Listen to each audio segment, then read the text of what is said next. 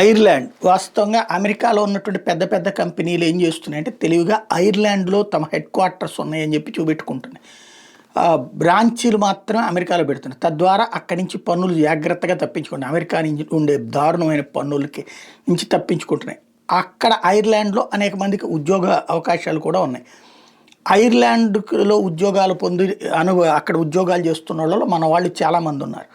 మన వాళ్ళ కష్టపడే తత్వం కారణంగా అక్కడ వాళ్ళకి త్వరగా ప్రమోషన్స్ వస్తూనే త్వరగా డెవలప్ అవుతున్నారు.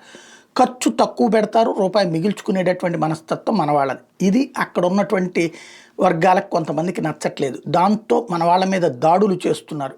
ఇండివిజువల్గా కనిపించిన ఒకళ్ళిద్దరుగా కనిపించినా సరే దాడులు చేస్తున్నారు. ఈ నేపథ్యంలో ప్రమాదకరమైనటువంటి పరిస్థితులు తలెత్తుతున్నాయంటూ తాజాగా మన భారత దౌత్య కార్యాలయం, అక్కడ ఉన్నటువంటి దౌత్య కార్యాలయం ఎవరు కూడా ఒంటరిగా తిరగద్దు, నలుగురు ఐదుగురు కలిసి తిరిగేటటువంటి పని చూసుకోండి, సాయంత్రం దాటితే కనుక బయట తిరగకుండా చూసుకోండి, ప్రాణాంతకమైన పరిస్థితులు ఉన్నాయి అన్నటువంటి విషయాన్ని చెప్పుకొచ్చింది మొన్న ఇద్దరి మీద దాడి జరిగిన నేపథ్యంలో.